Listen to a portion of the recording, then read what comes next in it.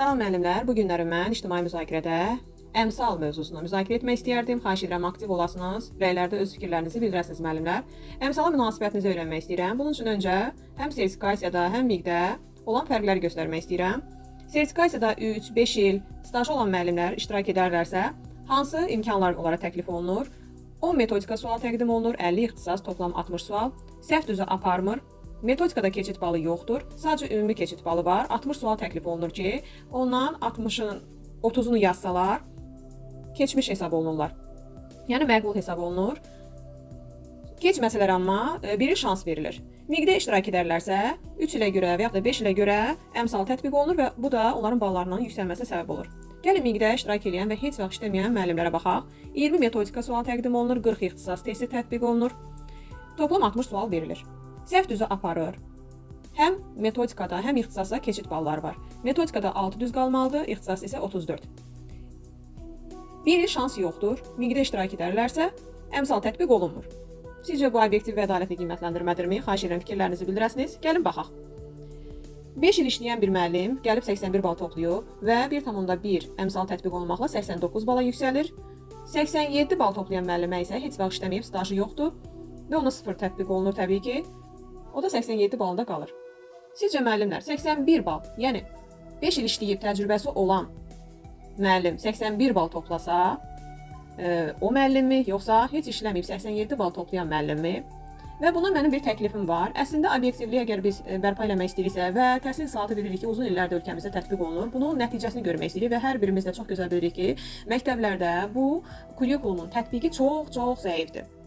Əgər biz bunun yüksəldilməsini istəyiriksə, obyektiv qiymətləndirmə istəyiriksə, müəllimlər arasında, ümumiyyətlə ictimai narazılığın aradan qaldırılmasını istəyiriksə, mənim çox gözəl bir təklifim var. İndi sizlərin də təklifi varsa, buyurub təqdim edə bilərsiniz.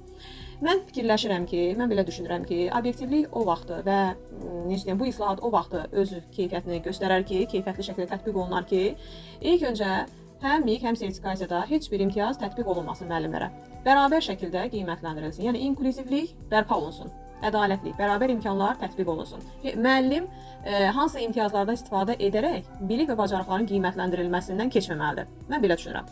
Əlavə olaraq, suallar 50% prinsipi şəklində tətbiq olunsun. Yəni, həm metodika, həm ixtisas sualları 30-30, toplam 60 sual şəklində təqdim olunsun. Yəni, 30 metodika, 30 ixtisas. Beləliklə, müəllimlər vaxtı düzgün bölüşdürərək həm metodikanı mükəmməl şəkildə öyrənərlər, həm də ki, ixtisası. Və bunlarda keçid balları tətbiq olunsun. Beləliklə müəllimlər sadəcə miqdə iştirak edeyim, 6 düzüm qalsın keçim, bu düşüncədə olmasına və ya da sertifikasiya iştirak edən müəllimlər, onsuz da mən kurikulumdan kəsilmirəm, 30-u keçsəm bəs eləyir düşüncəsində olmasınlar. Kurikulumun öyrənməsini 100% təmin etmiş olarıq. Beləliklə də məktəbdə artıq həmin bu imtahanlardan keçən müəllimlər metodikanı da gözəl şəkildə bildikləri üçün tətbiq edə biləcəklər. Mənim fikrim budur. Hansı imtiyazların tətbiq olunması, bilik və bacarığın qiymətləndirilməsində bu şəkildə fərqlərin qoyulması müəllimlər arasında yol verilməzdir. Mən belə düşünürəm. Əlavə olaraq, misal olaraq, 2026-cı il sertifikasiya imtahanında iştirak edən müəllimlərə, hansı ki kurikulumda yeniliklər oldu, yeni mövzular əlavə olundu ki, miqdə iştirak edən müəllimlərə bu tətbiq olundu, sertifikasiya iştirak edən müəllimlərə bu tətbiq olunmadı. Və yaxud da hüquqi savadlılıq hissəsində bəzi mövzular çıxarıldı. Misal üçün, pedaqoji prosesin təşkili ilə bağlı tələblər, səriştələr, hüquq və vəzifələr, müəllimin etik davranış qaydaları, hansı ki, bu hər bir müəllimin öyrənməli olduğu bir mövzulardır. Niyə görə sertifikasiyada iştirak edən müəllimlər bunu bilməli idi, amma miqdə iştirak edən müəllimlər bunu bilməməlidir. Nəhayətdə bu hər iki müəllim şagird qarşısına çıxır, məktəbdə iştirak edəcəklər, işləyəcəklər. Ona görə də bunun belə bu şəkildə fərqlərin qoyulması məncə düzgün deyil.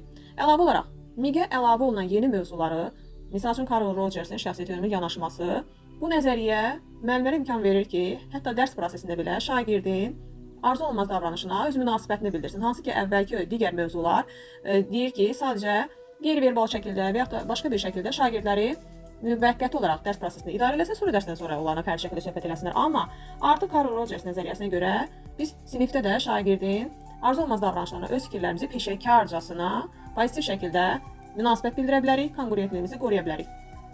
Bu yeniliyi niyə görə miqçilər bilməlidir, amma sertifikasiyada olan müəllimlər bilməməlidir. Bax, bu şəkildə fərqlərin qoyulması məncə düzgün deyil. Etik davranış qaydalarını bütün müəllimlər bilməlidir. Burada fərqlər qoyulmamalıdır. Əlavə olaraq imtiyazlar verilməməlidir.